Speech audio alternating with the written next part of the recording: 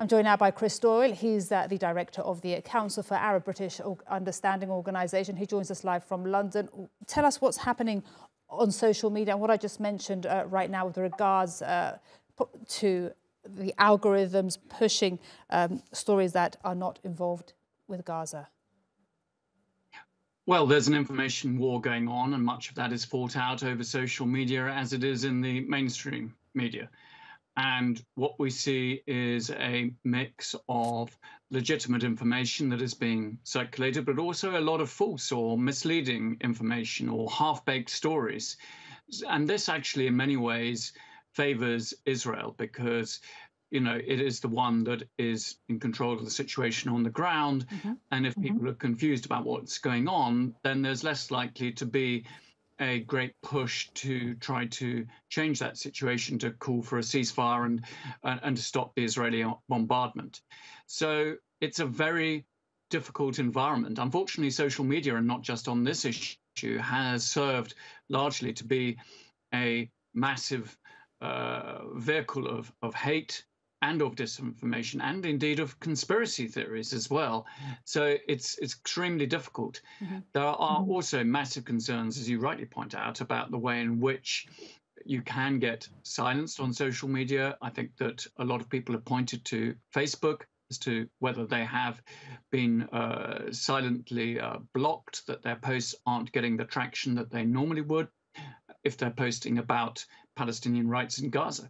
That is something that definitely needs to be looked at. And it highlights really an area that I think is a concern to so many of us about the power of social media companies in private ownership. Chris, just give me an example. Sorry to interrupt. Give me an example. For example, if you tweet Free Palestine, or if you tweet that on or something from one of the Free Palestine, pro-Palestinian protests all over the world, or even here in Turkey, if that goes on Twitter or on Instagram, on Facebook, what are you saying exactly? That it wouldn't get the likes that it would, the traction that it would, that another post would get?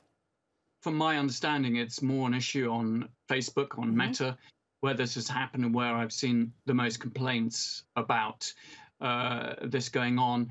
In fairness to Twitter, or X as it now is, I think it's less prominent there as an issue.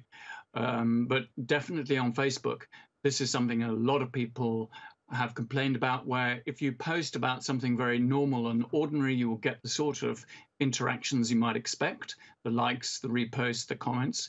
But if it is on Gaza, and if it is calling, for example, for a ceasefire and for rights for Palestinians, for whatever reason, you're not getting that interaction. And I think this is of great concern for those in the Palestinian rights movement as to what is going on here. Who's behind this, Chris? Who would you say is controlling this? And we mentioned here the algorithms, but who's really controlling all of this? Well, Facebook is in control of their own company, one assumes, but there has been a huge lobbying effort. We know that Facebook chief executives, leading executives, have met with Israeli officials over the years to, discuss this.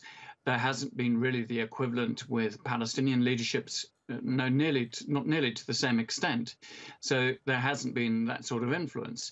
So I think there is a massive degree of lack of transparency on this. And really, for being a responsible company, it should not be adapting algorithms to favor one side in a particular conflict.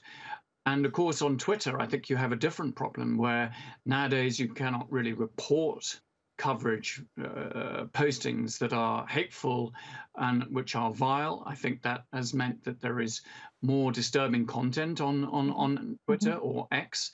That in itself is problematic because there is no way to try to shut up what is really disturbing and damaging content that has been circulated, whether it's anti-Arab, anti-Muslim, or anti-Jewish. Chris Doyle, thank you so much for speaking to us today on this subject with regards to media, traditional media and social media. Thanks for your time and insights.